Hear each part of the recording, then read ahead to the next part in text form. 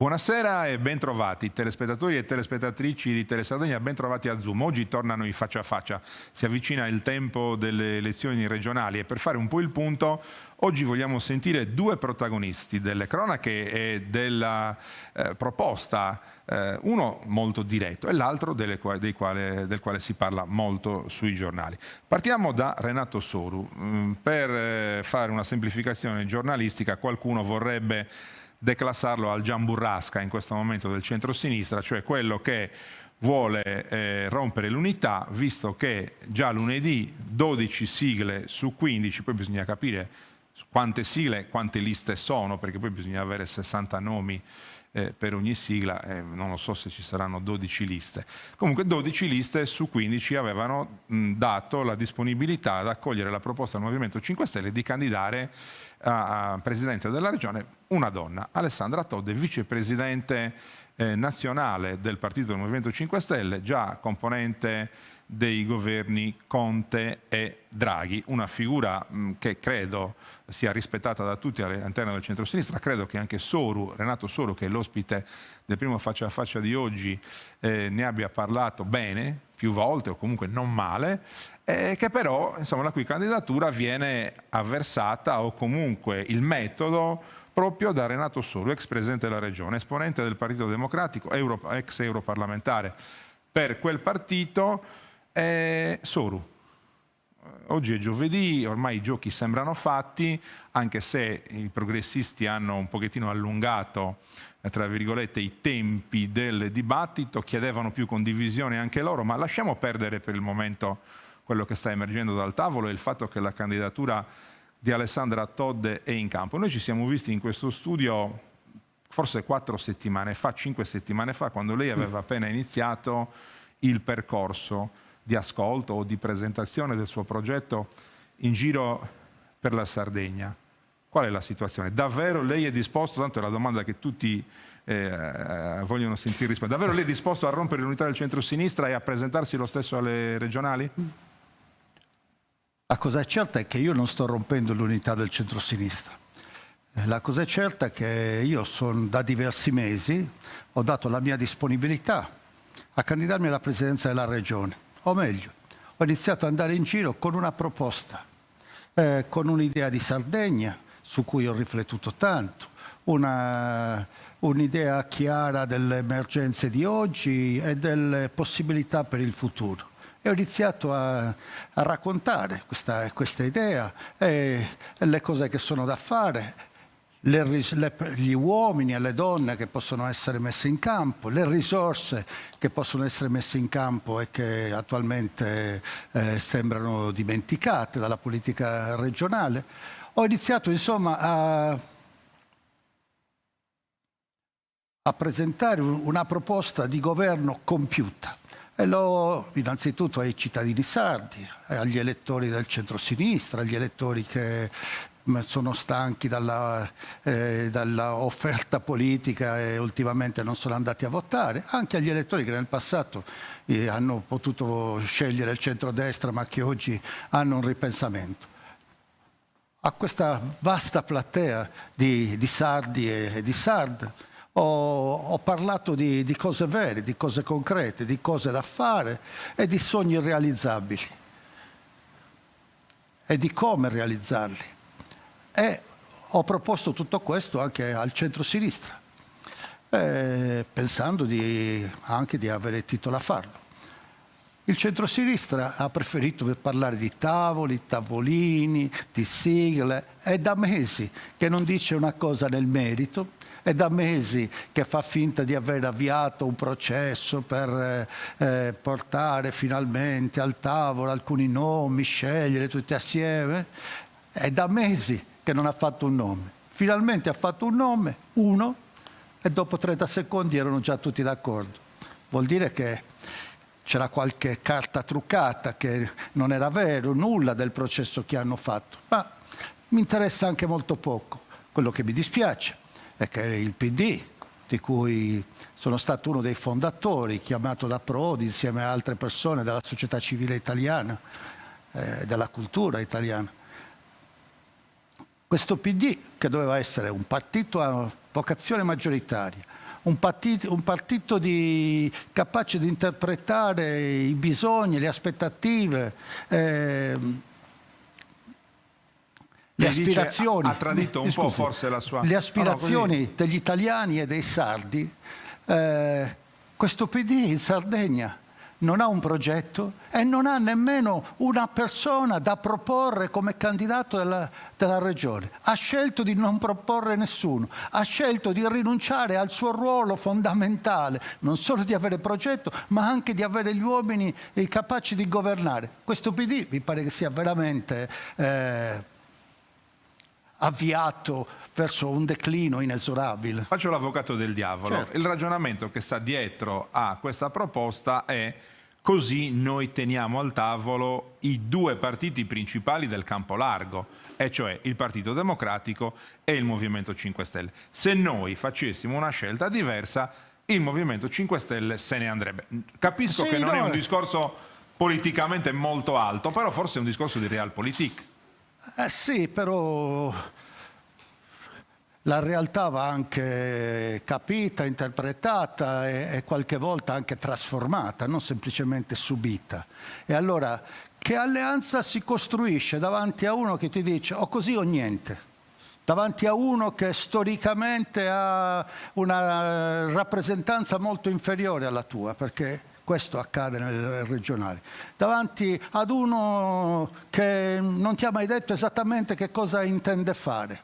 Semplicemente ti pretende che questa, non chiamiamola alleanza, sia guidata da lui. Così, una cambiale in bianco, quasi. Questa alleanza sia guidata da lui. Io dico che questa non è un'alleanza, questa è una resa. Il PD ha la responsabilità di questa resa. Il PD sta trascurando un patrimonio che non è dei dirigenti attuali, è un patrimonio di una storia, è il patrimonio di tante persone che ci hanno creduto, che ci hanno lavorato e che oggi è abbandonato, è messo così a disposizione della protervia di qualcuno. Allora, noi abbiamo di fronte a noi tre scenari. Io, per essere corretto nei confronti degli ascoltatori, li devo fare. E cioè, Soru alla fine non si candida, e la coalizione di... Scusi, è l'unico scenario che le dico di mettere da parte. Non esiste quello scenario. E allora andiamo oltre.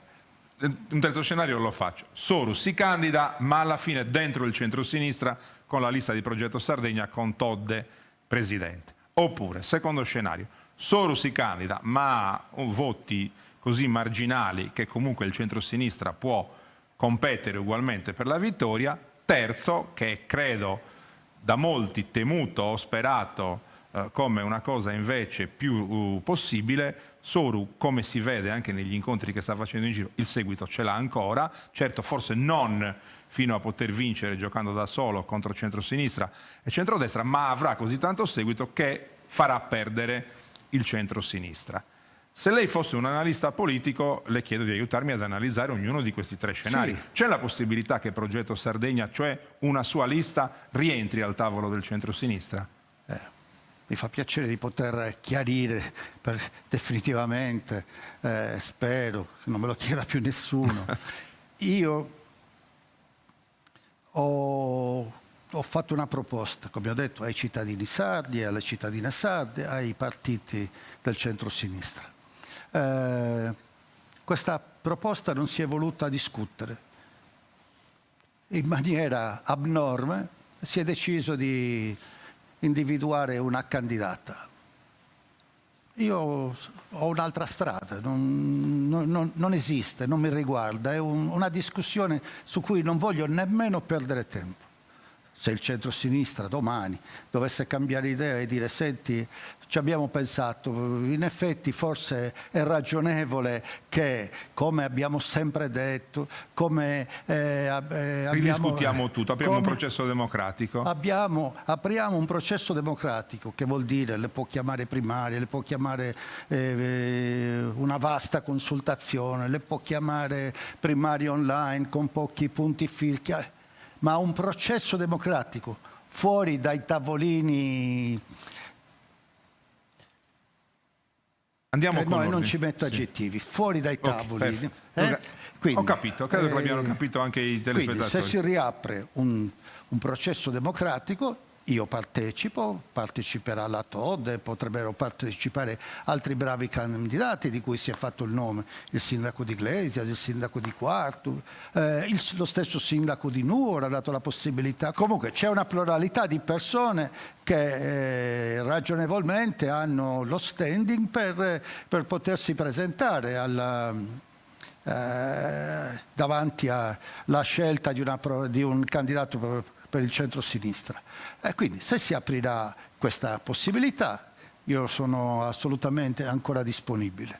Non solo, se dovesse vincere la TOD, sono assolutamente disponibile, anzi mi faccio parte attiva, la aiuterò a vincere le elezioni, così come aiuterei Usai, il sindaco di Iglesias, o Milia, il sindaco di Quartu. Aiuterò chiunque dovesse vincere, ma non sono disponibile a partecipare a un processo coercitivo della volontà popolare. Andiamo con ordine, perché così, mettendo tutte le carte sul tavolo, arriviamo alla soluzione. 1. Non è possibile che io non sia candidato. Ormai sono candidato. 2. Non è possibile che, se questa rimane la situazione, la mia lista sia candidata dentro il centro-sinistra. Dunque, se lei è candidato e se rimane questa situazione non è il centro-sinistra, significa che, se rimane questa situazione, lei è candidato fuori dal centro-sinistra. E perciò rimangono le ultime due ipotesi. O prende talmente pochi voti che il centro-sinistra può competere per vincere lo stesso, o invece ne prende tanti da poter superare le soglie, quantomeno per entrare in consiglio regionale e non so se per competere per la vittoria, e dunque il centro-sinistra è destinato a perdere. Come le vede queste due? Da analista e non solo da Renato Soru. Beh, non mi chieda di fare l'analista perché sono coinvolto emotivamente. Però c'è un'esperienza anche ormai molteplice. Sono coinvolto emotivamente. Le posso dire che non sono interessato a fare battaglie a perdere. Lei gioca per vincere? Sì. Gioco per vincere, confidente che questo centro-sinistra, che non ha nemmeno un momento per ascoltare me in maniera leale, costruttiva, che non ha un momento e non vuole ascoltare i suoi elettori, ma si chiude in se stesso in maniera proprio, si rintana nelle sue stanze senza aprirsi al dialogo. Io è da mesi che sto andando in giro, vedo pochissime iniziative, ad esempio, di questo centro-sinistra a spiegare qual è il loro progetto, che cosa pensano di fare, cosa vogliono fare il giorno dopo. Ancora non l'hanno detto, sicuramente lo diranno. Quindi questo centro-sinistra così chiuso, ma io credo che stia perdendo di vista i suoi elettori e credo che il legame con gli elettori sia molto diverso rispetto a quello che hanno sperimentato nel passato. Questo vale per... Dunque possono succedere due cose adesso. Quindi questo vale per il PD, vale per i 5 Stelle, credo che valga anche per tanti altri che fanno i conti così, sulla base del passato invece che... Io, d'altra parte, fuori da questi tavoli, da questo attardarsi su chi, come, perché, cosa tocca a me, cosa tocca a te, fuori da questi tavoli, io vado in giro dicendo una cosa molto semplice.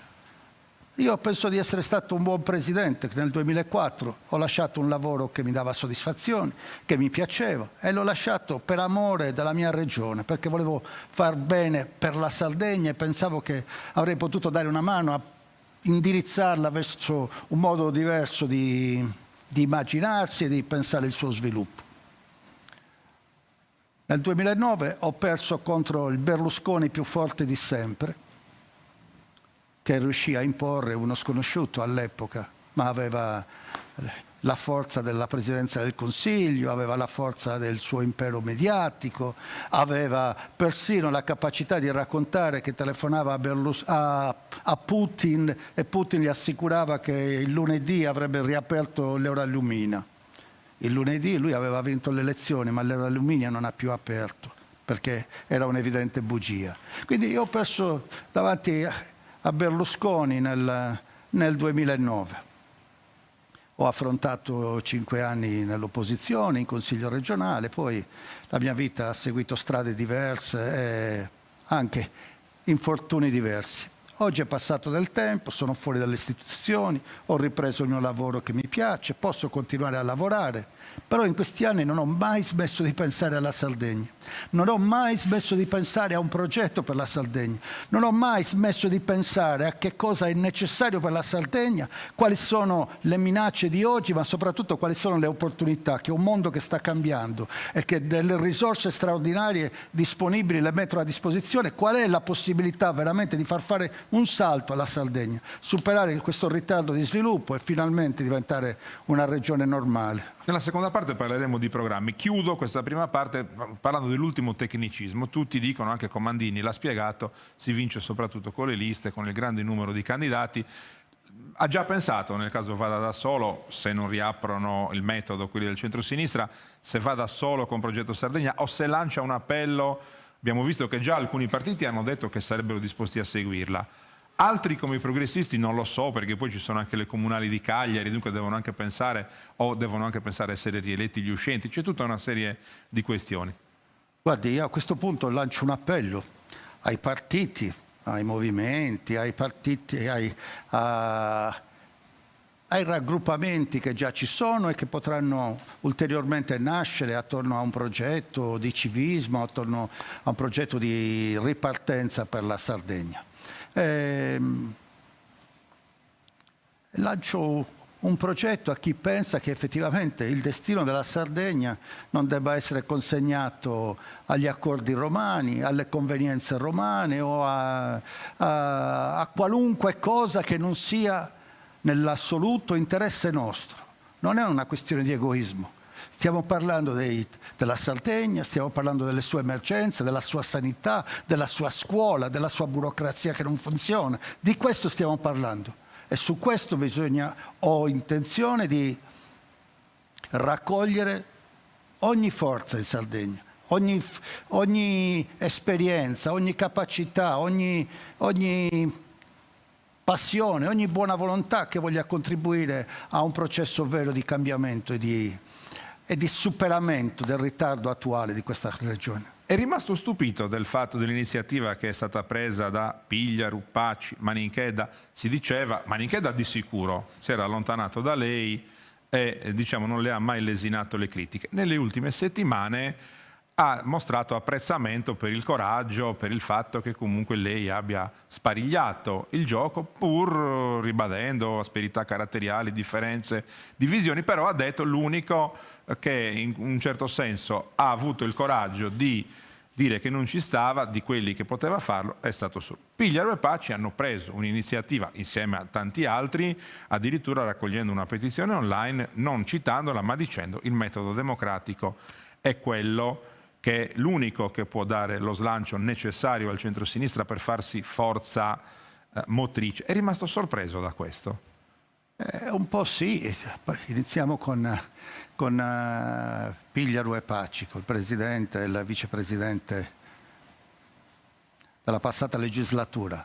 Un po' mi ha sorpreso, ma tanto anche lo capisco, perché hanno avuto dei ruoli importanti e sentono la responsabilità comunque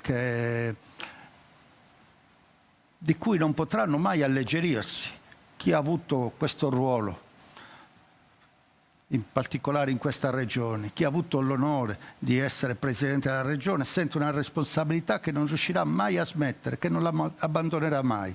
Per questo credo che Pigliaru e Paci abbiano sentito questa responsabilità, la responsabilità di fare il possibile, di richiamare, di provare a persuadere chi ha il ruolo nel centro-sinistra oggi di stare attento alle proprie azioni e di non basarle su rivendicazioni personali, su revanche o su piccole convenienze.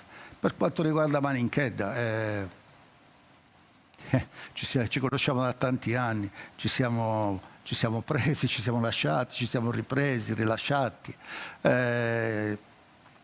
Do atto che è un intellettuale che non ha smesso di affrontare i temi della Sardegna, molto spesso con visioni diverse dalle mie.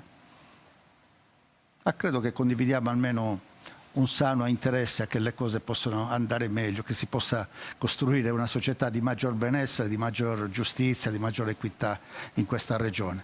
Per quanto riguarda il mio carattere spigoloso, però io non ho un nemico, non ho persone a cui nego il saluto o a cui nego la possibilità di prendere un caffè insieme. Non ho un nemico e non c'è appunto nessun invito che io abbia rifiutato o che rifiuterò dovesse arrivare. Grazie, ci dobbiamo fermare un attimo, diamo la linea alla pubblicità e poi naturalmente torniamo per la seconda e ultima parte del confronto con Renato Suru.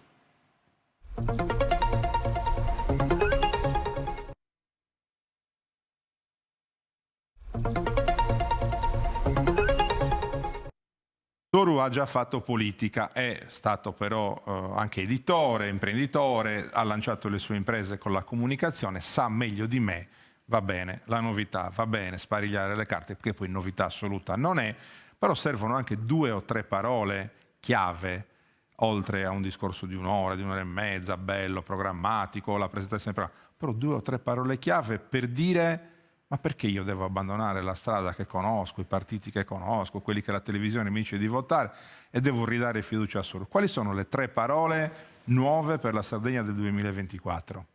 Oggi più che allora emerge con maggior chiarezza quali sono i valori di questo tempo, quali sono le risorse fondamentali di questo tempo. Abbiamo scoperto che la risorsa fondamentale, primaria, non inesauribile come avevamo pensato, sia l'ambiente, la qualità ambientale, la qualità dell'aria, dell'acqua, il rispetto del verde, del paesaggio, della destinazione agricola dei suoli, il rispetto della qualità urbana. Questi all'epoca sembravano temi trascurati e occuparsene sembrava quasi una prepotenza o una diminuzione di diritti acquisiti. La qualità ambientale è diventato un tema fondamentale, una ricchezza che può essere valorizzata e può permettere di creare nuovi e migliori posti di lavoro. Oggi capiamo ancora più di allora che l'intelligenza, l'istruzione, la conoscenza, il sapere, l'innovazione sono il vero motore non solo della vita sociale, non solo una cittadinanza attiva, ma della possibilità di creare imprese, di farle crescere, competere sul mercato, assumere persone. Le imprese più grandi del mondo oggi, 20 anni fa, non esistevano. Molte delle imprese più grandi del mondo oggi non esistevano nemmeno 10 anni fa, mentre prima doveva tutto nascere grande, enorme. Questo era il modo con cui anche ci siamo pensati agli inizi degli anni 60, con la prima rinascita della Sardegna, con la prima legge di rinascita, il gigantismo del petrolchimico, le partecipazioni statali, enormità di capitali. Oggi le imprese nascono piccole, ma devono nascere piccole, ma con un contenuto di innovazione, di intelligenza, e possono crescere in fretta, e crescono molto in fretta, e possono anche destare sorprese, e creano posti di lavoro migliori, non occupazioni ripetitive, alienanti o mal pagate, spesso insicure, pericolose. È un mondo che i ragazzi conoscono molto bene, e infatti molti stanno rifiutando i lavori tradizionali e preferiscono mettersi in gioco in questo modo. L'ambiente, l'istruzione, la capacità di connettere e quindi di mettere insieme, di collaborare, di mettere in rete mondi diversi, persone diverse, località diverse, eccetera. Il mondo della mobilità sostenibile. Il mondo di oggi che cosa è diverso dal passato in un'altra cosa? Valorizza la partecipazione, ci chiede, uno, è un tema fondamentale che viene dall'Europa, viene dal Papa. L'Europa la chiama inclusione sociale, il Papa la chiama solidarietà, la chiama la necessità di non considerare nessun uomo come uno scarto. Ecco, questi temi, inclusione e partecipazione, sono fondamentali. È il tempo di far partecipare le persone, di motivarle, di chiamarle a raccolta, di condividere un progetto comune.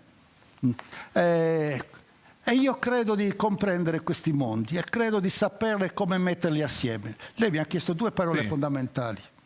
La seconda parola fondamentale è che attorno a un progetto su questi temi lo stiamo trascurando perché l'amministrazione è diventata quella che è. Oggi nelle casse della regione ci sono 2,5 miliardi, 3 miliardi di euro non spesi, quindi i soldi non hanno più quasi ragion d'essere, sono fermi perché non si riesce a spendere. La seconda parola fondamentale è le risorse.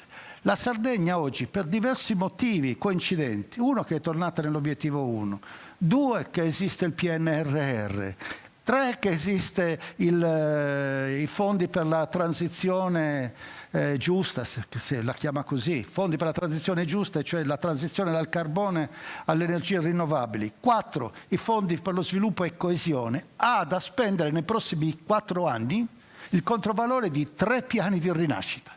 Noi oggi siamo davanti a dei temi nuovi, dei temi che vanno compresi, che vanno proprio interiorizzati, che sono coerenti, sembrano scritti per noi, per la nostra regione, e siamo di fronte alle risorse di 3 piani di rinascita. I nostri nonni o bisnonni hanno combattuto per avere le risorse di un piano di rinascita, noi ne abbiamo 3, non ne stiamo parlando, lo stiamo trascurando. Non bisogna saperli spendere, bisogna saperli investire.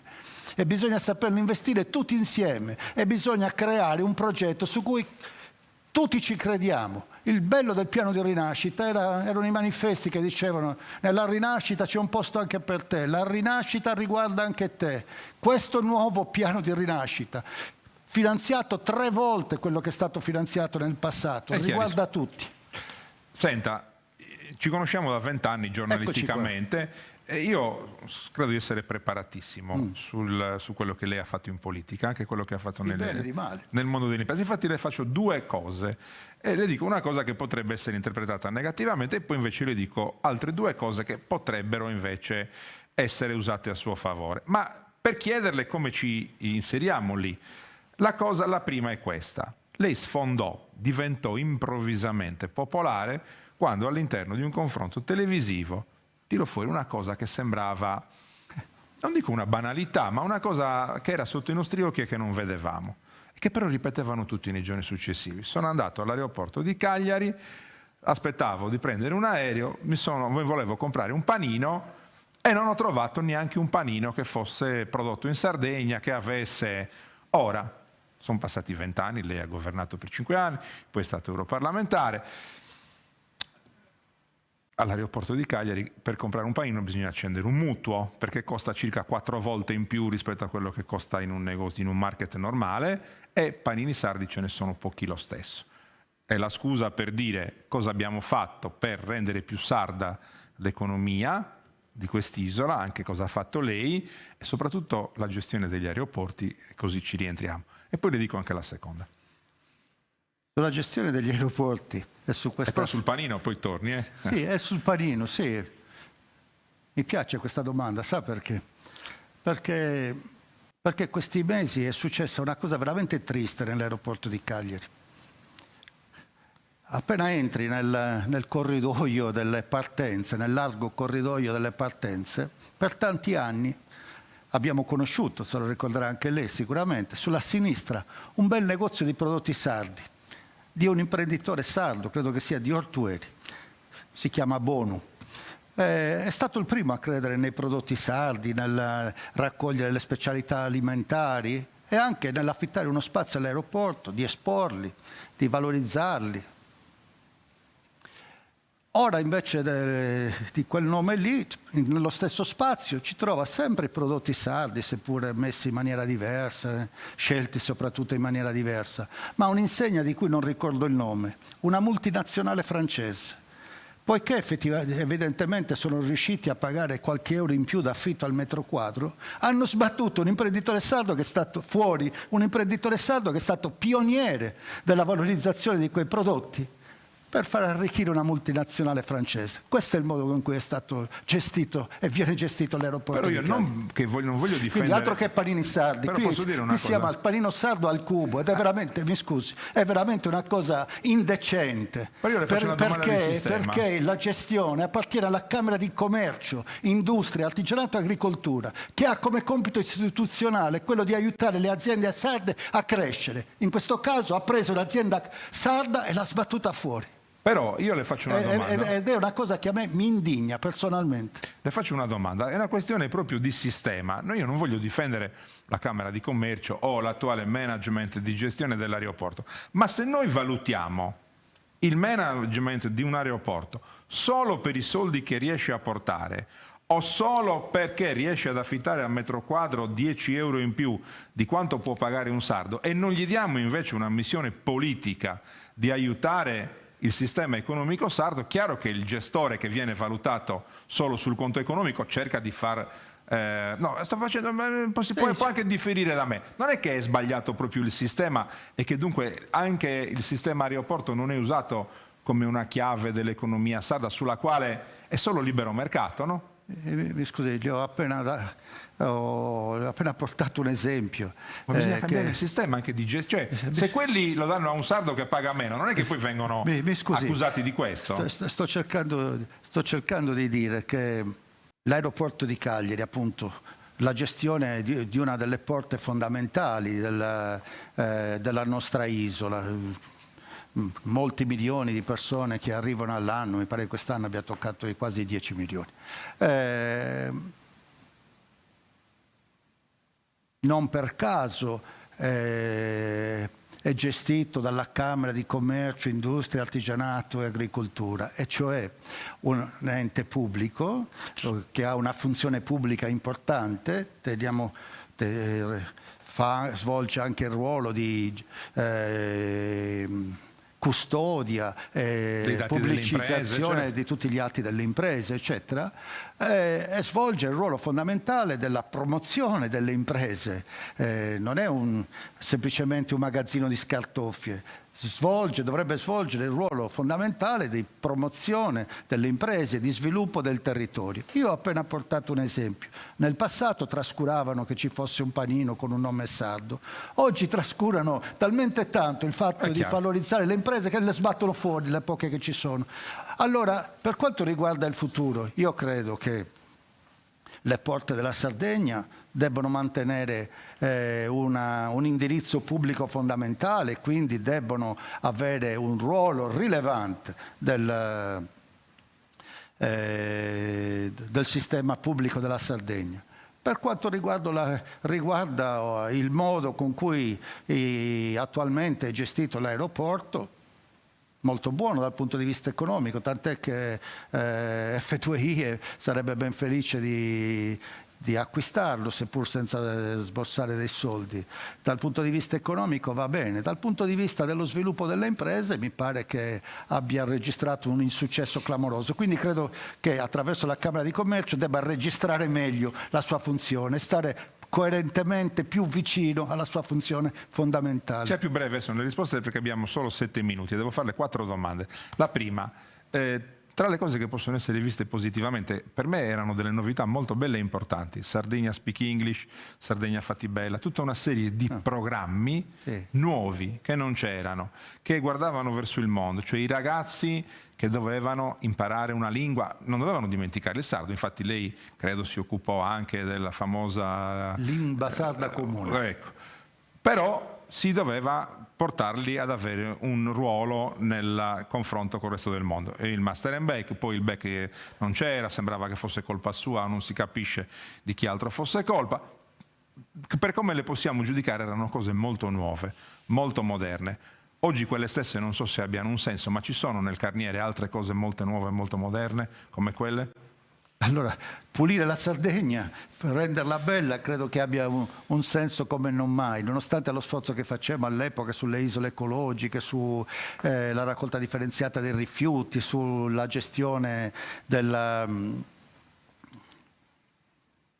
del ciclo integrato dei rifiuti. È sotto gli occhi di tutti la sporcizia sulle cunette della 131, su qualunque strada della Sardegna, persino le strade che ci conducono ai posti più belli, diciamo, spesso non sono motivo di orgoglio per noi, anzi. E se uno pensa che la Sardegna giustamente sia una meta turistica e lo possa essere sempre più importante, di un turismo di qualità, la qualità non deve essere solamente dentro l'albergo, ma deve essere anche tutta attorno. Sardegna fatti bella, Sardegna speaks English. Ieri ero a Bruxelles, qualunque tassista parla inglese, qualunque ragazzino, insomma, è un luogo dove si può scambiare con chiunque, si può parlare. La Sardegna purtroppo è molto in ritardo, non solo sulla padronanza di lingue straniere, una lingua franca come l'inglese, ma è molto in ritardo nella scuola. Quindi una cosa che farei immediatamente è la legge sulla scuola. La Sardegna non ha ancora una legge sulla scuola, non faceva a tempo all'epoca, la discussione si protrasse troppo a lungo. Occorre immediatamente una legge sulla scuola, che vuol dire che la Regione si prende la responsabilità della scuola, che vuol dire che ci interessa che cosa succede dentro le scuole che chiudono, le scuole che hanno i supplenti in continuazione, le scuole con un mondo di precariato, e ci interessa aprire le scuole di pomeriggio. Io vorrei che tutte le scuole della Sardegna fossero aperte di pomeriggio, vorrei che in ogni piccolo paese della Sardegna ci fosse la scuola aperta al pomeriggio, per chi vuole, per rafforzare le competenze di base che magari non si sono riusciti a apprendere a sufficienza la mattina, ma anche per imparare le nuove capacità, quelle tecnologiche, imparare a scrivere codici, a fare un video, montare delle fotografie, imparare la musica digitale. Ci sono imparare le regole, le attenzioni necessarie per la sicurezza su internet. C'è tutto un mondo attorno al quale dobbiamo accompagnare i nostri ragazzi. Ne parleremo in campagna elettorale, mi pare. Ho ancora 3 domande, sia breve nelle risposte. Lei all'inizio io l'ho detta 1000 volte questa cosa, della sua esperienza di governo è stato anche un simbolo che veniva riconosciuto anche come un simbolo identitario, cioè la politica sarda in Sardegna si può fare, c'è un leader, c'è anche un partito che è solo sardo, che non risponde a nessuno. Oggi lei guarda a quel mondo nella sua corsa? Assolutamente sì, direi persino ancora di più, visto che sto facendo una proposta che non è stata nemmeno presa in considerazione da nessun partito italiano, e credo che verrà presa in considerazione seria dai cittadini sardi, dai partiti, i movimenti, le associazioni sarde. Presenteremo una coalizione sarda che sarà in grado di vincere le elezioni, stupirà l'Italia. Penultima domanda, c'è il non detto di questo risico elettorale, sono le elezioni comunali di Cagliari e Sassari, soprattutto quelle di Cagliari, non nascondiamoci. I malevoli, la settimana prossima sarà qui ospite anche Piero Comandini, farò anche a lui questa domanda, i malevoli dicono, vabbè, Comandini ha fatto in modo che la Todde fosse candidata alla regione perché così il PD avrà la candidatura a sindaco di Cagliari e lui sarà il candidato, perché è uno che comunque ha uno standing che può essere un buon candidato, no? Per la città di Cagliari, ma anche Massimo Zedda, che pure è già stato sindaco, vorrebbe ugualmente essere candidato, e dunque molti dicono, siccome difficilmente i progressisti eleggeranno 2 consiglieri a Cagliari, se uno resta consigliere l'altro si candida a sindaco, ma se c'è già Comandini, insomma tutto un pasticcio. Può aver determinato in tutta questa cosa anche questa partita delle comunali di Cagliari? Sì. Molto probabilmente sì, lo devo dire la verità, e me ne dispiace, perché oggi si tratta di dare un progetto, un futuro migliore a questa regione, e io di questo mi voglio interessare. Per quanto riguarda le comunali di Cagliari e le comunali di Sassari, io credo che debbano essere svolte primarie, né più né meno di come si dovrebbero svolgere o si sarebbero dovute svolgere per le regionali. non c'è più il tavolino dove in alcuni si incontrano, si corre il rischio anche di finire in discussioni come quella che lei ha appena fatto. Occorre invece avere... Io faccio il giornalista, devo farlo. Quindi è proprio quello che bisognava evitare. È proprio per questo anche che era nato il PD. Quindi bisogna fare delle discussioni pubbliche, trasparenti, davanti a tutti e chiedere ai cittadini di Cagliari e ai cittadini di Sassari qual è il loro candidato sindaco migliore. Magari per il futuro a Sassari mi auguro che i 5 Stelle, a cui il PD vuol dare il governo della regione, non siano lì a sostenere un candidato ex di Alleanza Nazionale a Cagliari, a Sassari. Però le vorrei dire non so se mi sono spiegato perfettamente. Vorrei dire che Milia a Quartu, Soddu a Nuoro e Campus a Sassari si sono governati contro le loro coalizioni di provenienza e le primarie le hanno svolte al primo e poi al secondo turno, vincendo le elezioni. Milia contro il PD, Soddu contro il PD, Campus contro il centrodestra. Perciò il diverso sistema elettorale, il fatto che lì ci siano 2 turni, le primarie le farà comunque svolgere eventualmente. Ultima domanda e mi deve scusare, sarei un pessimo giornalista se non gliela facessi, ma so che le creerà dolore. Paura. So che le creerà dolore. Dai, tra i suoi colleghi all'interno del Partito Democratico, un caso quasi unico in Italia perché lei è diventato papà molto giovane, c'è anche sua figlia, una brava consigliera comunale di Cagliari che ha la sua personalità, ha il suo stesso cognome, ma ha dimostrato insomma, di avere una personalità indipendente. Lei sa meglio di me come noi giornalisti abbiamo dato la notizia del fatto che Camilla Soru, che è sempre stata dalla parte del papà, questa volta abbia detto no, senza citarla, stiamo sbagliando, dobbiamo andare uniti, sono contraria a candidature fuori. Gliela devo fare questa domanda. Come la vive lei e come la vivo molto bene, ma è molto tranquillo. Non è dalla parte del papà, anche se lei mi chiama babbo, non è dalla parte del babbo, è dalla parte del PD. Ha scelto così, va bene. Io certe modalità del PD le ho osteggiate nel passato, le ho combattute e le combatto anche oggi. Non necessariamente seguo l'onda generale, il mainstream, come si dice oggi. Però di una cosa sono contento e sono persino orgoglioso. Camilla ha il suo punto di vista, lo difende, è stata educata a essere libera, a avere un pensiero indipendente e quindi è anche la dimostrazione vivente che siamo stati una famiglia aperta, insomma, a ogni possibilità. Manco lì sono riuscito a darle dolore, vabbè, cercherò di farlo durante la campagna elettorale. Grazie a Renato Soru, grazie ai telespettatori, finiamo qui con questa prima parte del faccia a faccia. Dopo la pubblicità ci troviamo con un altro esponente politico, un parlamentare, questa volta di Forza Italia, vicepresidente della Commissione Giustizia della Camera dei Deputati, Pietro Pitalis. Linea alla pubblicità.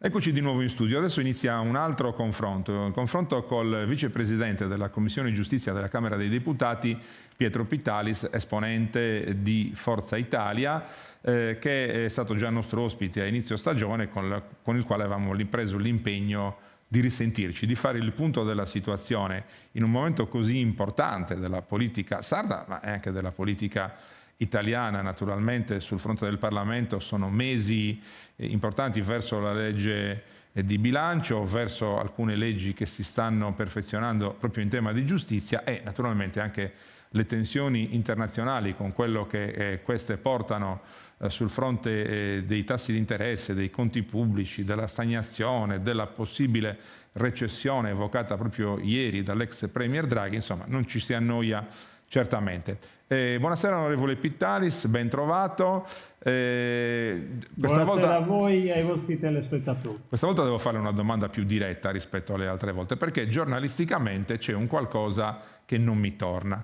Lei non ha mai parlato di un suo possibile coinvolgimento nelle vicende politiche sarde, anzi ha lasciato il Consiglio regionale oramai qualche stagione fa, però da qualche settimana su tutti i giornali c'è un'ipotesi, se non si mettono d'accordo, se non trovano l'equilibrio tra i due nomi che vanno per la maggiore, c'è pur sempre la situazione che potrebbe essere legata a un uomo di esperienza che viene da Forza Italia, che potrebbe essere Pietro Pittales. Ora, siccome sono giorni decisivi, sarei un pessimo giornalista se non le facessi questa domanda e non le chiedessi di fare lei il punto della situazione su tutte queste cose che vengono evocate e che fin qui non l'hanno mai vista protagonista di un commento diretto. Ma sarei un ipocrita se le nascondessi che non ci siano sollecitazioni in Sardegna come a Roma per il mio impegno diretto in Sardegna.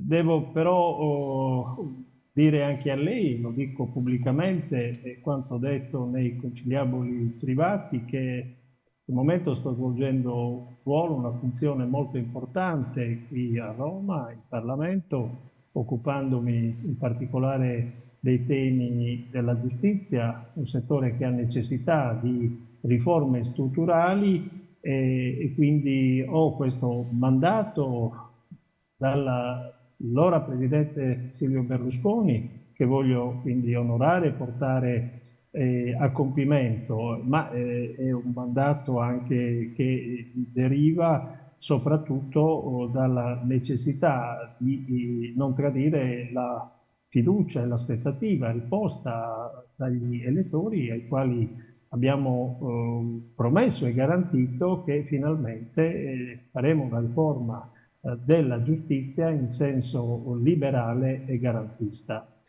Dunque il mio impegno in Sardegna, è chiaro che chi fa politica è sempre al servizio delle istituzioni, ma penso che sicuramente si possa trovare una soluzione adeguata per poter scegliere il caposquadra primus inter partes che sappia governare una maggioranza che mi auguro sia la più aperta possibile anche al civismo, ad altre esperienze e non solo chiusa nel perimetro del centrodestra tradizionale, ma che sappia soprattutto dare con chiarezza ai sardi non solo la percezione, ma la certezza di alcuni pochi ma chiari punti programmatici, a iniziare dalla questione sulla mobilità, i trasporti, la sanità,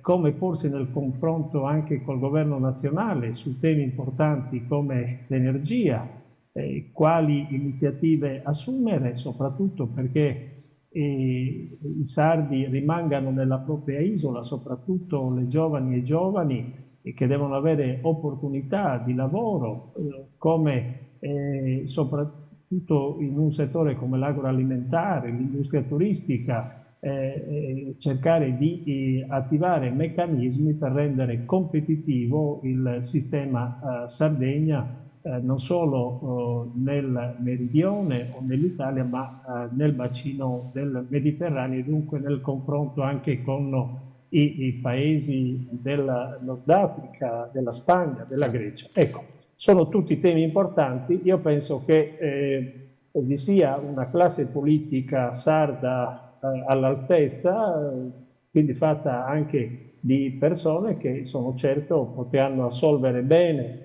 questo compito. Ed è evidente che se non si trovasse una intesa, una sintesi, ma ripeto, io sono certo che questa la si troverà a prescindere anche dal sottoscritto. Ecco, io un'idea me la sono fatta sul perché, nonostante Forza Italia non sia più il partito guida della coalizione e nonostante lei stesso, insomma, qua ma anche da altre parti, avesse spesso ribadito quanto ha detto qui all'inizio e non avesse, almeno per quanto io sappia, mai manifestato né una volontà né una disponibilità, però credo che un paio di sue uscite pubbliche, un paio di interviste molto severe, credo non sul personale, no? Nei confronti del Presidente o della Giunta, dove ci sono anche esponenti di Forza Italia naturalmente, ma molto severe sulle politiche di questi ultimi anni siano state molto ascoltate e abbiano fatto presa magari non solo tra i consiglieri di Forza Italia, ma anche su quelli di altre formazioni della vostra coalizione e anche magari su qualche osservatore esterno. Dunque probabilmente lì, in assenza di leadership consolidate in Sardegna, forse quella analisi, quella visione, ripeto, così severa, anche autocritica, ha in un certo senso poi fatto nascere questa ipotesi. È una delle idee che mi sono fatto da osservatore esterno. Guardi, io penso che non bisogna prendere in giro la gente, bisogna dire le cose come stanno e soprattutto all'interno di una coalizione bisogna anche fare serena autocritica mettendo in evidenza le cose che vanno bene, ma anche purtroppo quelle che non vanno bene. Quindi non è una critica personale al Presidente della Giunta o agli assessori, ci mancherebbe. La mia è un stimolo alla politica regionale e soprattutto alla maggioranza per fare meglio e di più in alcuni settori dove è percepibile il malessere, il disagio che denuncia la gente e noi non possiamo girare la faccia dall'altra parte quando le liste d'attesa si allungano oltre 6 mesi, anche oltre un anno. Non possiamo far finta che non esista un problema nelle periferie, nelle sedi periferiche delle strutture sanitarie. Non possiamo far finta che manchi personale medico, paramedico, e tutto questo si riversa con un disagio crescente sui cittadini. È vero poi che non sarà tutta responsabilità di questa giunta, che molti problemi vengono dal passato, però chi ha la responsabilità di governo non può assolutamente assumere a giustificazione questa solita, diciamo così, scusante, perché io penso che in 5 anni si poteva anche mettere in campo, tenuto conto della pandemia, tenuto conto degli effetti determinati anche dai conflitti in essere, però poteva essere benissimo il modo, il tempo e anche gli strumenti per cominciare a investire meglio e di più per una sanità di qualità ed efficiente, ma lo stesso discorso vale per i trasporti. A me fa piacere vedere l'attivismo oggi dell'assessore dei trasporti Antonio Moro, che stimo. Il problema è che non si possono però non si può pensare di fare tutto negli ultimi mesi di governo. La continuità territoriale, così com'era, sempre detto, non è assolutamente adeguata alle esigenze attuali, né per i sardi, né per il trasporto merci, né per il turismo. Bisognava guardare alle esperienze anche delle isole Baleari, delle Canarie, cioè di altre realtà, della stessa Corsica. E forse avremmo perso meno tempo e investito in qualità ed efficienza. A me dispiace oggi denunciare che la continuità territoriale è nelle mani delle compagnie aeree che decidono il numero delle tratte, il costo dei biglietti, che decidono la qualità dei servizi. Ecco, questo è inaccettabile per una regione come la Sardegna che, voglio ricordare, ha l'autonomia e la specialità come connotato che anzi avrebbe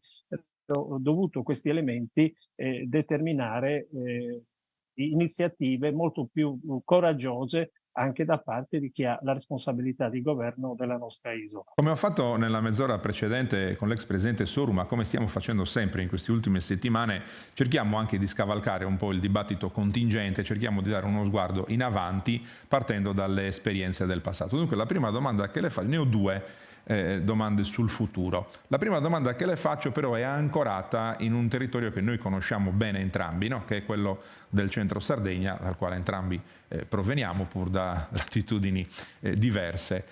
Soprattutto il nuorese negli ultimi 30 anni ha vissuto un cambiamento epocale, ne aveva già vissuto uno nei 30 anni precedenti. Allora, quell'esperienza dell'industrializzazione è finita, è fallita, ha rispedito le persone nei paesi, avrebbe potuto rispedirle nel lavoro in campagna, ma il mondo è cambiato, anche la zootecnia, l'agrozootecnia si è adeguata e forse noi siamo rimasti indietro, da una parte dal punto di vista tecnologico e dall'altra dal punto di vista della formazione stessa dei nostri agricoltori, dei nostri pastori, e dall'altra anche dal punto di vista dei mercati, delle infrastrutture che dobbiamo mettere a disposizione di quel settore. E a me pare di capire che in questo momento tutto il centro Sardegna, non solo il Nuorese, viva in questo momento di due industrie. Una sono i servizi che vengono erogati dagli enti pubblici, dunque anche posti di lavoro o comunque affidi alle imprese, e l'altra le pensioni. Abbiamo un deficit di attività produttive. Allora, senza ancorarci, è più colpa mia, di Pitalis, di Roic, di quell'altro, no? Ormai quello che è andato è andato. Noi dobbiamo guardare ai prossimi 20 anni. Ecco, se dovessimo pensare di costruire un percorso che dia una nuova missione di sviluppo a quei territori, certamente integrata a tutto il resto della Sardegna e al resto del vagone del Mediterraneo allargato, qual è quantomeno la direzione che dobbiamo prendere, anche perché così cerchiamo di far capire sia alla politica sia agli elettori quali possono essere le idee realmente nuove, perché non riusciamo a proporre spesso uomini e donne nuove, ma almeno dovremmo avere idee che siano adeguate al tempo che viene. Mi scusi se la premessa è stata lunga, ma era anche proprio per inquadrare il focus. Ma intanto bisogna avere le idee chiare sulla programmazione. Io penso che una programmazione regionale debba tenere conto dell'intera isola e soprattutto tenere conto anche delle specificità che ci sono all'interno dell'isola. La Gallura, la Costa Smeralda è una realtà diversa dalla Barbagia, dal Mandrolisai, dal Sarcidano o dal Sulcis Iglesiente. Allora io penso che bisogna tornare a quella che è stata un'esperienza, e per la verità non l'ha inaugurata il centrodestra, era stata un'ottima intuizione di un governo del centro-sinistra che io mi sono trovato poi a gestire come assessore della programmazione e che, le assicuro, aveva dato i frutti. Erano i cosiddetti piani integrati d'area, che si trattava di strumenti che è necessario riproporre con assoluta anche urgenza, che davano una attenzione specifica, particolare alle singole realtà territoriali, tenendo conto delle vocazioni anche. Io ricordo per esempio che avevo, da assessore della programmazione, finanziato un'attività presente nel Mandrulisai, che era quella vitivinicola, uno stanziamento poderoso, allora si trattava di 15 miliardi di vecchie lire, che oggi ha fatto sorgere una attività fiorente di associazioni, cooperative, consorzi in quel settore, che oggi rappresentano una realtà di una tipologia merceologica, cioè il vino che esportano non solo nel resto dell'Italia, ma dell'Europa e anche in mercati internazionali. Questo per farle solo un piccolo esempio, cioè bisogna aver riguardo alle vocazioni delle singole realtà territoriali, perché solo in questo modo noi possiamo trattenere le persone in loco, aiutarle a investire sulle risorse endogene, e poi noi abbiamo quello che nessun altro ha. Abbiamo la natura, l'ambiente, il sole, il vento, abbiamo cioè il mare, tutto quello che altre regioni non hanno. Non investire su queste risorse davvero, a mio avviso, è non capire che la Sardegna può occupare un posto al centro del Mediterraneo, e dunque ci vuole pazienza, ci vuole lavoro, ci vuole studio, ci vuole impegno. Io penso che si possa però trovare una soluzione alternativa a quelle che sono politiche che sono contrassegnate dalla ordinarietà, e che non mi pare che sia questo il modo per assicurare un futuro di benessere e di prospettiva soprattutto ai giovani. Ecco, un altro tema che abbiamo affrontato diverse volte in queste ultime settimane è della società sarda che oramai cambierà nei prossimi 30 anni obbligatoriamente. La denatalità, che ormai è già nei numeri, noi possiamo fare, o voi politici, potete pensare a politiche appunto per invertire il trend, seminare oggi per iniziare a raccogliere fra una generazione, se queste politiche vanno bene. Ma nel frattempo la fotografia che noi abbiamo già, e cioè la regione d'Italia ed Europa che ha il tasso di natalità più basso, ci porterà a un cambiamento profondo, almeno nei prossimi 20-30 anni della nostra società. E cioè una società che invecchia, dunque presumibilmente nel 2050-2055 avremo oltre la metà dei sardi che hanno più di 65 anni, e avremo soprattutto un 30%, se non 35% in meno di popolazione scolastica. Questo significa che ovviamente anche i servizi che la società si deve preparare a dare sia ai giovani nel campo dell'istruzione e chi in quel campo ci lavora.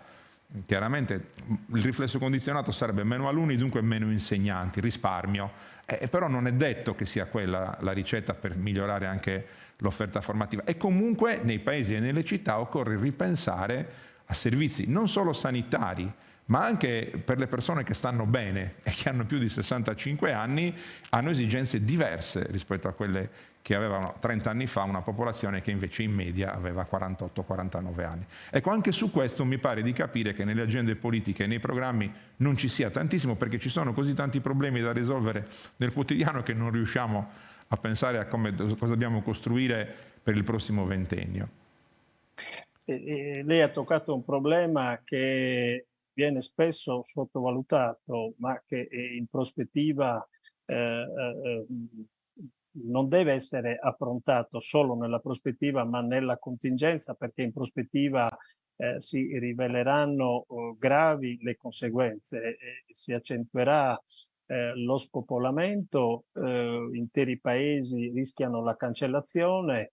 E allora bisogna mettere in atto intanto tutti gli strumenti seri, però strumenti che diano non solo la percezione, ma la certezza che si sta investendo, per esempio penso ai territori montani, alle zone interne, con incentivi, con una fiscalità di vantaggio che possa creare le condizioni per chi c'è di restare e semmai di attrarre anche per nuove opportunità.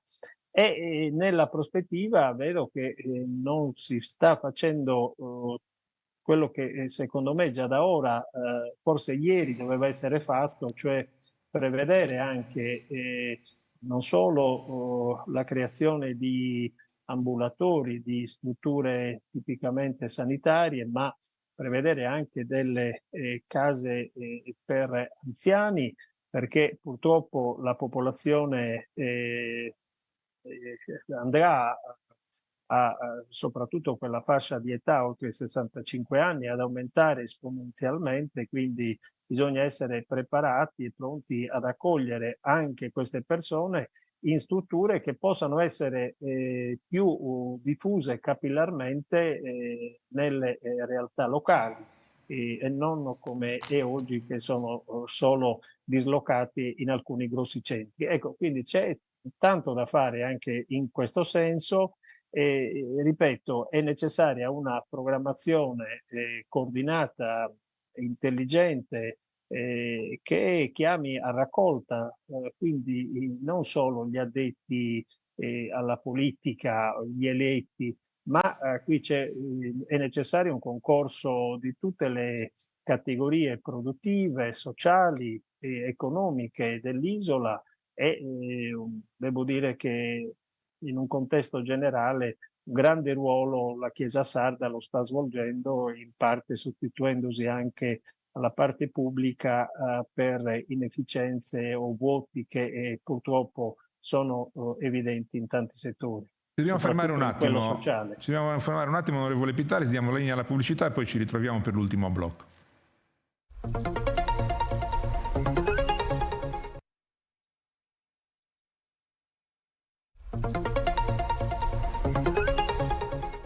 Eccoci ancora in studio con Pietro Pitalis, vicepresidente della Commissione Giustizia della Camera dei Deputati.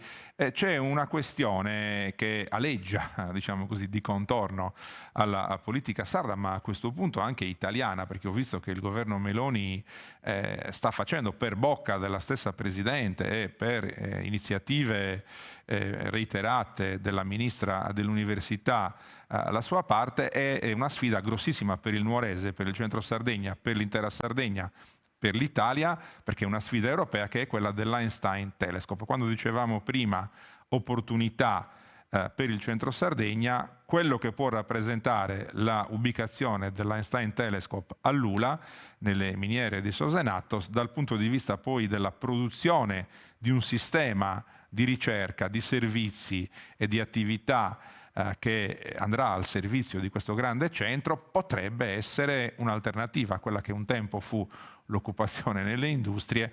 In questo caso non si consuma territorio, non si crea inquinamento e si può anzi essere utili alla ricerca. Sembra quasi troppo bello per essere vero. Dal suo osservatorio qual è la situazione?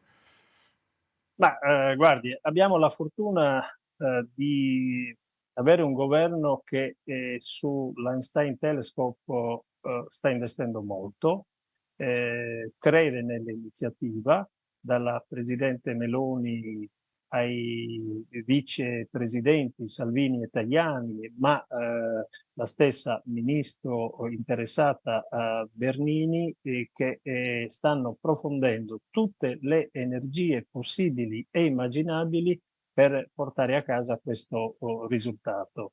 Quindi io penso che mai come in questa occasione c'è una unità di intenti, devo dire anche con una trasversalità, perché anche tutte le forze di opposizione stanno dando il loro contributo perché questa iniziativa possa vedere la luce e speriamo, ci auguriamo che le dinamiche europee consentano un risultato favorevole per la miniera di Sosenatos. Questo certo sarebbe un tassello importantissimo, utile non solo per il Nuorese, ma per tutta la Sardegna e direi anche per tutta l'Italia, per i grandi benefici che determinerebbe. E quindi su questo noi non solo non abbassiamo l'attenzione, ma in questi giorni so dell'attivismo proprio del ministro Bernini, che ho incontrato anche ieri, che mi ha assicurato che metterà a disposizione tutto, lei ha detto tutto il mio prestigio, per dire, cioè la sua autorevolezza in qualità di ministro del governo italiano, per conseguire questo obiettivo. Ecco, quindi mi pare che ci siano tutte le condizioni davvero favorevoli. Speriamo che altrettanto succeda sul versante dove la decisione deve essere assunta, e cioè in Europa. Si parla molto di perimetro delle coalizioni, si parla molto di candidato o candidata a presidente, pochissimo di programma per il momento, ma quando lei ha detto prima la parola magica programmazione, quando dovesse arrivare un'opportunità come questa, per non metterla nel solco e nel libro delle opportunità sprecate per la Sardegna, io credo che un master plan, tra virgolette, in attività di formazione. Pensiamo a tutti i tecnici che dovranno lavorare là, non li porteremo solo dal resto del mondo. Magari se facciamo una scuola tecnica, una sezione staccata dell'università, molti ragazzi sardi, molti professionisti sardi potranno formarsi lì per lavorare, ma poi tutte queste persone dovranno vivere, consumare, spostarsi, comprare, perciò insomma abbiamo un'opportunità e è proprio in fase di programmazione, come diceva lei prima, che si costruisce poi l'infrastruttura che sta al fianco della ricerca scientifica. Beh, certo, da questo punto di vista mi auguro che la Regione Sardegna abbia colto l'importanza di questa iniziativa, cosa che io posso sicuramente non solo auspicare, ma testimoniare, se è vero che vi sono impegni anche finanziari per quanto riguarda la infrastrutturazione del territorio, che è una precondizione. Però noi dovremo anche investire sulla università e valorizzare quella che già esiste, per esempio nel Morese. Eh, e poi questo mi ricorda anche un altro aspetto a cui tengo molto, che io consiglierò al prossimo presidente della regione, di qualunque parte esso sia, ma perché è assolutamente necessario la presenza della nostra regione a Bruxelles. Io vedo che siamo troppo assenti. Non basta avere un ufficio con anche un bravo funzionario, forse la Sardegna deve investire soprattutto sui giovani. Io avrei mandato 10, 20, 30 giovani laureati perché si formino e perché rappresentino e costituiscano l'interfaccia tra Bruxelles e la Regione Sardegna. Io penso che avremmo portato a casa sicuramente più risultati, forse anche una maggiore attenzione su problemi che ormai sono oggetto di decisione non solo sul tavolo del governo nazionale, ma soprattutto a Bruxelles. Non investire in questo senso mi pare perdere una grande opportunità. Ecco, non vorrei che si leggesse come provocazione quello che sto per dire, è porre un tema politico. Lei ha parlato prima di trasversalità, che spesso è virtuosa, anzi è sempre stato rimproverato ai parlamentari sardi di fare poca squadra. Però noi abbiamo nel recente passato, anzi quasi nell'attualità, un episodio che vi ha visto impegnati trasversalmente. Una grande campagna pubblicitaria, una grande mobilitazione in Sardegna, una grande mobilitazione dei parlamentari, il miracolo di riuscire a cambiare la Costituzione per il reinserimento del principio di insularità, venduto a tutti i sardi come una grande conquista che avrebbe cambiato le sorti della Sardegna, e però dobbiamo dire che non solo per quello che dico io, ma nella percezione, quando si va a chiedere alle persone, dicono vabbè, ci sentiamo un po' presi in giro, perché sì, lo abbiamo rimesso in Costituzione, ma non è cambiato niente sulla continuità territoriale, su tutta una serie di altre questioni. Forse, come qualcuno diceva, non basta che qualcosa sia scritta in Costituzione, servono poi politiche che la Costituzione la applichino. Del resto in Costituzione c'è anche scritto che l'Italia è un paese fondato sul lavoro, garantito, e poi però non tutti lavorano, no? Perciò non basta che qualcosa sia scritto in Costituzione. Ma quello dell'insularità è un risultato, intanto grazie agli amici riformatori che sono stati i promotori, ma alla trasversalità di tutte le forze, non solo politiche, ma sociali, culturali ed economiche della Sardegna, che hanno reso possibile questo grande risultato. Si tratta ora di riempirlo di contenuto.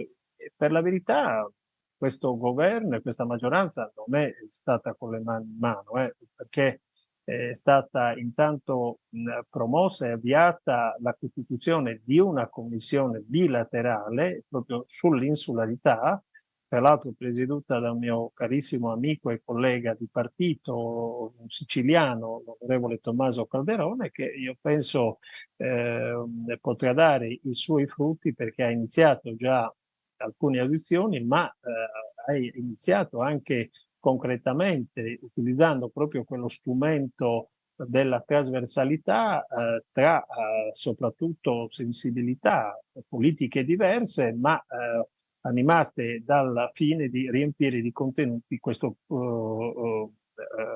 principio. E quindi alcuni emendamenti sono stati già presentati anche al decreto Sud.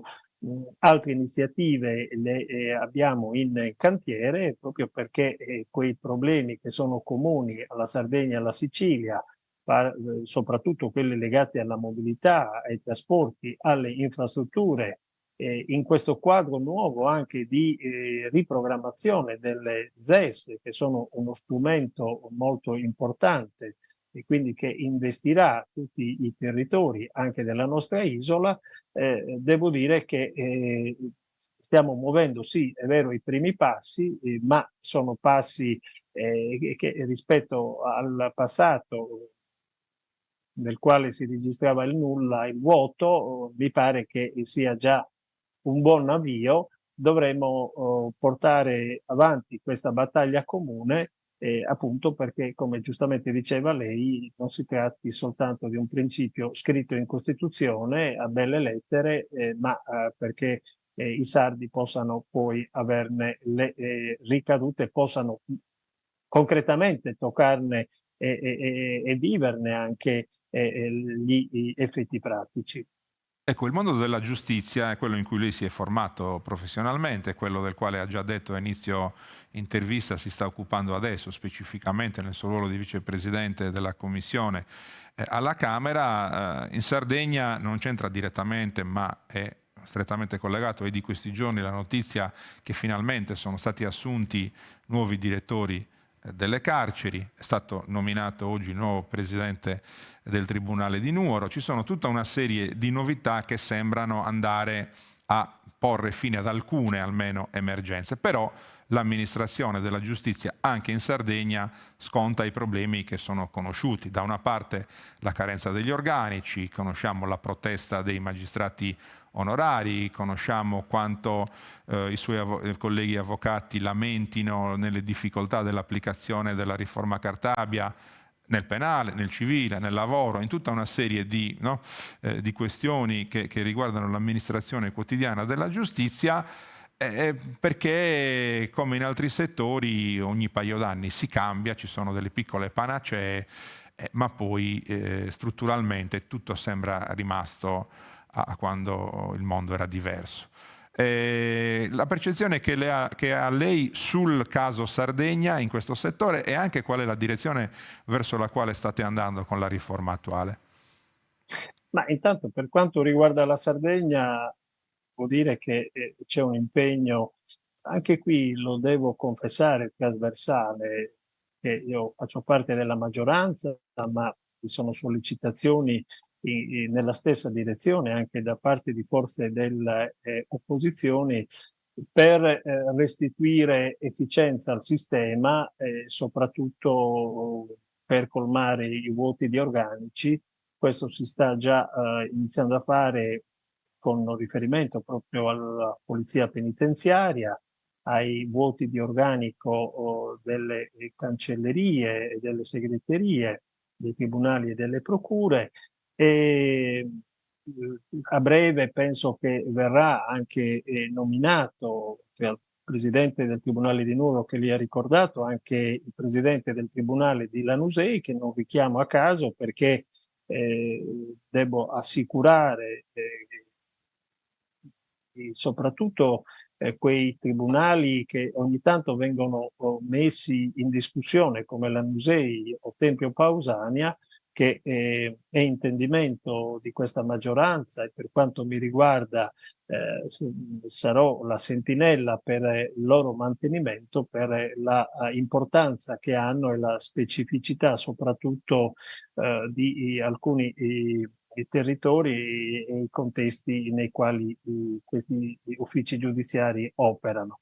Per quanto riguarda i problemi poi legati in termini più generali alla giustizia, noi stiamo cercando di rimediare, dal nostro punto di vista, alle deficienze prodotte dalle riforme del ministro Bonafede. Voglio ricordare tra tutte il blocco della prescrizione, che grazie ad una proposta di legge a mia firma stiamo superando, quindi la impostazione del ministro Bonafede e dei 5 Stelle e stiamo anche lasciandoci alle spalle il correttivo della riforma Cartabia che aveva introdotto una sorta di improcedibilità, ma che dava al capo ufficio il potere discrezionale di decidere quali fascicoli trattare e quali prescrivere. Con la nostra proposta si torna alla prescrizione cosiddetta sostanziale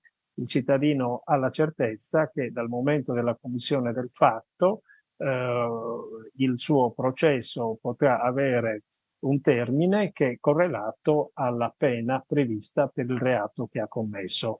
Ecco, con degli accorgimenti che non sto ora qui a spiegare, ripresi dalla commissione Lattanzi, ma stiamo lavorando sulla separazione delle carriere tra i giudicanti e requirenti, sulla riforma del Consiglio Superiore della Magistratura, tema delle intercettazioni, il tema dell'abuso d'ufficio, che ormai è prossimo alla cancellazione, così come la modifica del reato di traffico di influenze illecite, la riformulazione dell'informazione di garanzia, che non deve essere strumento di un'anticipazione di condanna, ma uno strumento a garanzia dell'interessato, di cui deve essere assolutamente vietata la pubblicazione, perché ancora siamo in una fase predibattimentale, quindi a tutela e riservatezza anche dell'indagato. Spesso all'informazione di garanzia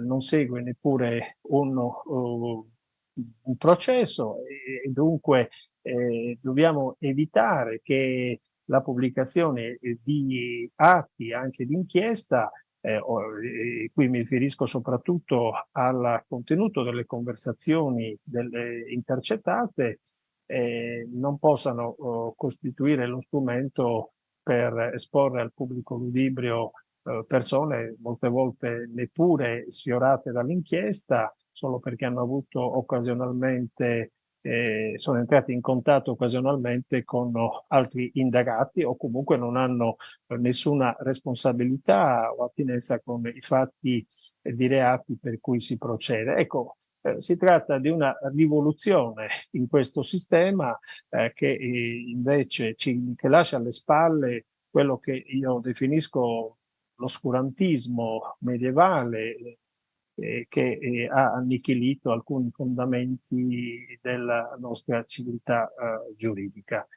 Quindi il nostro problema è appunto rimettere al centro il principio della presunzione di innocenza, la ragionevole durata del processo, la ragionevolezza e proporzionalità delle pene e soprattutto un sistema che ridia fiducia ai cittadini nella giustizia e nella magistratura, soprattutto dopo il discredito che ne è conseguito all'indomani delle rivelazioni del caso appunto Palamara e del sistema correntizio che noi vorremmo cercare di non correggere, ma di abolire che è presente nella magistratura, perché una magistratura che palesi l'orientamento politico è una magistratura che evidentemente non risponde solo alla legge. Ecco, noi vorremmo che i magistrati avessero ben chiaro davanti quella scritta che invece sempre dietro i giudici: la legge è uguale per tutti. Chiudo con una domanda che invece è politica. Non la chiedo all'avvocato candidato da parte di qualche giornale, ma la chiedo a uno che la politica la conosce bene. Nel centro-sinistra, non voglio farla ragionare su casa d'altri, ma quello che succede nel centro-sinistra avrà qualche effetto presumibilmente anche sul centro-destra. Nel centro-sinistra abbiamo sentito nella prima parte della trasmissione l'ex presidente Suru che dice: io sarò candidato.